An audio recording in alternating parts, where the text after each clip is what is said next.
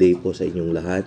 Welcome na naman sa another episode ng ating vlog na kung saan ang topic po natin for today ay tungkol po sa video na pinadala ng isa sa mga subscriber natin na walang iba kundi si Ma'am Arian Bella Mendez Castillo. Sa video po na to, pinapakita niya yung kanilang mga alagang layers na galing po sa atin at sila daw ay nasa 50% na sa edad na 24 weeks. Sa nakikita ko, napakaganda nung kanilang mga layers at kung ibabase naman natin yung kanilang production sa edad ng kanilang manok, maganda din. Actually, 24 weeks. So, 1 week ago pa lang silang nag-start na magpailaw kung sinundan nila yung ating lighting program. And then, ang pagpipik po kasi ay nasa edad 26 to 27 weeks. And then, kapag nagpik po yung ating manok sa pangingitlog, nasa atin po yan kung paano natin siya i-maintain para mangitlog siya ng maganda palagi or mataas. At syempre, palagi ko pong sinasabi sa inyo, depende rin po talaga sa napakalaking faktor kung paano natin sila inaalagaan.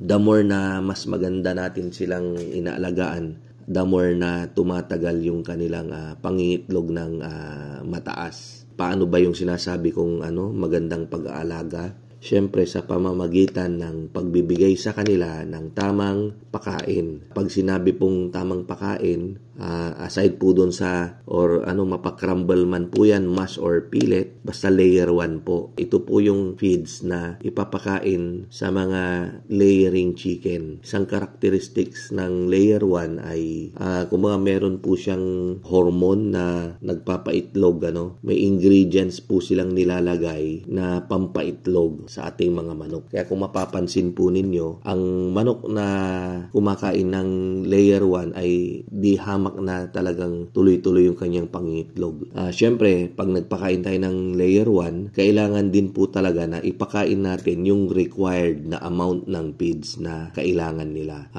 110 grams po yung kailangan nila. And then itong nakaload sa atin ngayon, lowman, 115 grams. Aside doon sa tamang pakain, tamang patubig din, tamang painom. So, kailangan tayong magpainom daily ng vitamins 6 to 9 a.m. And then, paminsan-minsan, antibiotics naman. So, mas maganda siguro kung susundan nyo yung program natin, medication program, na talakay na natin sa mga nakaraang video. Siyempre, yung tamang yung distribution ng feeds, hinahalo po dapat yan. Yan, nakikita nyo sa screen, hinahalo. Ayun yung tamang pailaw, kapag andun na kayo pagtapos na kayo dun sa lighting program, pagkagat ng dilim hanggang alas 9 ng gabi.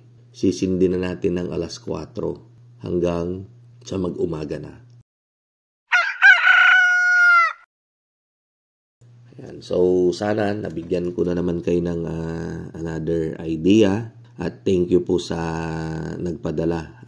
Thank you po ma'am sa pinadala nyong video. Sa inyo rin po, kayo rin po, pwede nyo pong i-video, picturean yung inyong farm, yung inyong mga alaga at pwede nyo pong i-send sa akin yan para naman i-vlog po natin. Maraming salamat po. Ito po ang inyong kaibigan, ang inyong kamanukan. Walang iba kundi si Mang Mags. Mabuhay po tayong lahat and God bless.